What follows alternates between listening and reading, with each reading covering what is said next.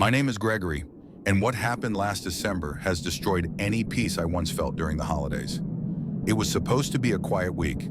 My girlfriend had gone to stay with her parents upstate, and I'd stayed behind in our house because of work obligations.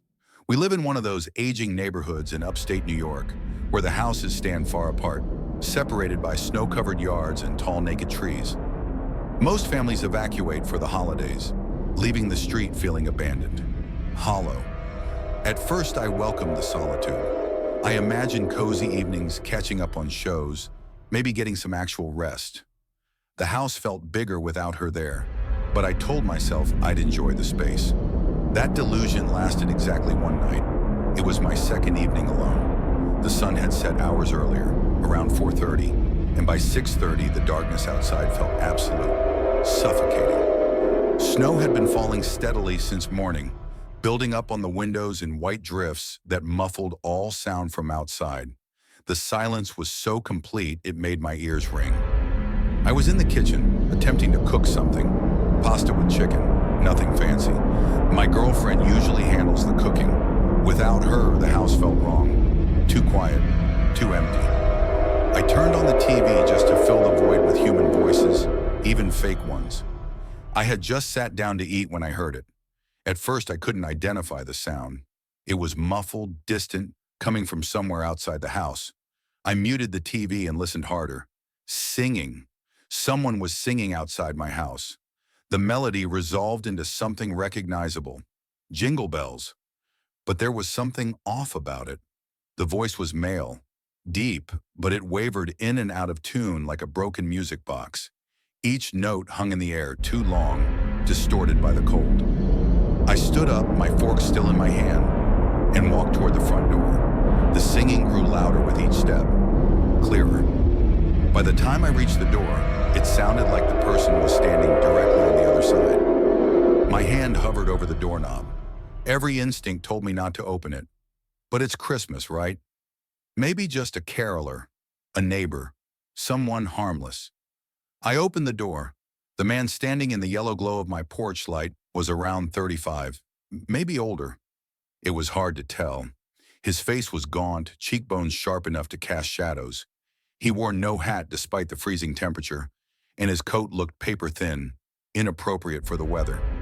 Snowflakes had settled on his shoulders and in his hair, melting slowly. But the strangest part, he wasn't looking at me. He was staring down at my welcome mat, singing Jingle Bells with complete focus, as if I hadn't opened the door at all, as if I didn't exist. I forced a smile. Hey there. Nothing. He kept singing. His voice was monotone, robotic, each word enunciated with disturbing precision. When he finished the verse, I thought he'd say, "Merry Christmas," ask for money, something. Instead, he took a single breath and started the song again from the beginning, still staring at the mat. Then his eyes lifted to mine. The smile died on my face.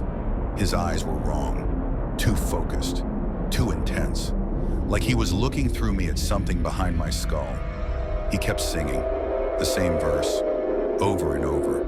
His lips barely moved.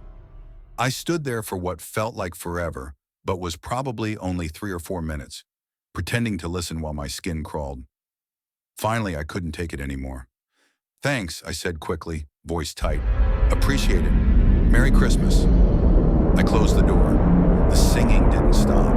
Through the wood, through the walls, I could still hear him. That same verse looping endlessly like a scratch record. I walked back to the table, sat down, tried to eat. The singing continued. 4 minutes, 5, 7, 10. I couldn't taste the food anymore. Every bite felt like chewing cardboard. The sound burrowed into my skull, relentless, mechanical. Then abruptly, silence. The sudden absence of sound was almost worse. I sat frozen, fork halfway to my mouth, waiting. Slowly I stood and moved to the front window. He was still there, but he'd moved to the end of my driveway, standing in the falling snow, completely motionless, just staring at my house. His arms hung at his sides. He didn't blink, didn't shift his weight. He looked like a mannequin someone had placed there as a sick joke. I cracked the door open. "Hey, you need to leave," This is private property." He didn't react, didn't even twitch. "I'm calling the police if you don't go." Nothing.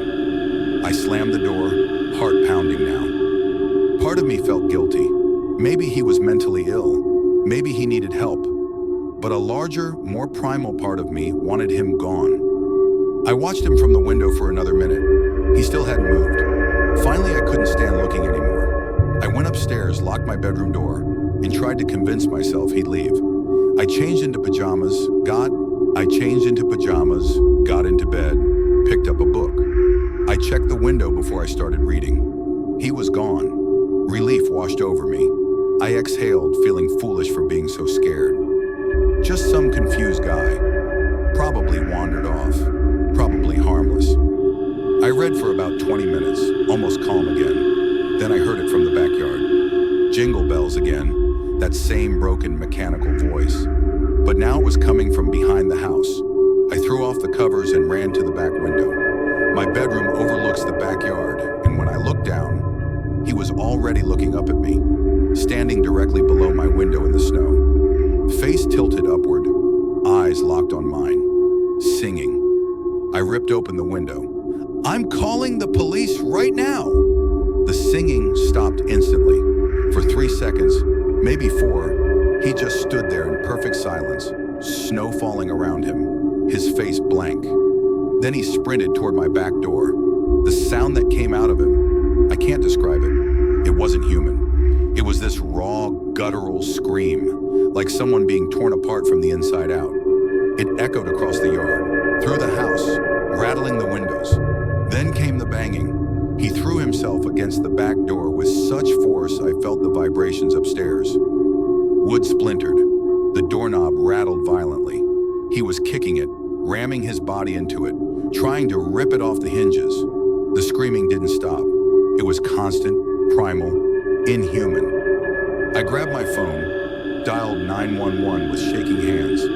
"Someone's trying to break into my house. Please hurry."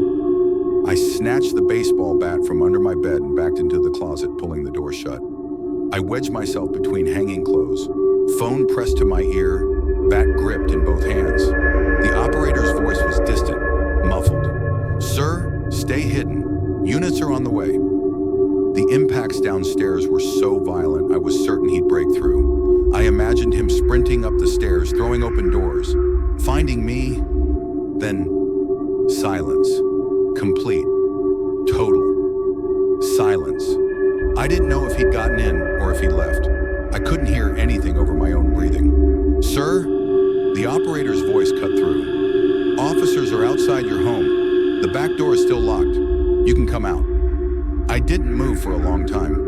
When the police finally cleared the house and let me out, I walked downstairs on numb legs. They showed me the back door. Deep gouges in the wood, the doorknob bent, the frame cracked, but still locked. One officer showed me footprints in the snow leading from my backyard into the woods behind the house. They followed them for about 100 yards before the trail disappeared into dense brush. They never found him. The worst part? The officer examining the tracks said something I'll never forget. "There's at least 4 or 5 days worth of prints here, all circling your house. He's been watching you." I moved out the next morning. I don't care what it cost. I will never spend another night in that house. Because every time I close my eyes, I still hear it. Jingle bells,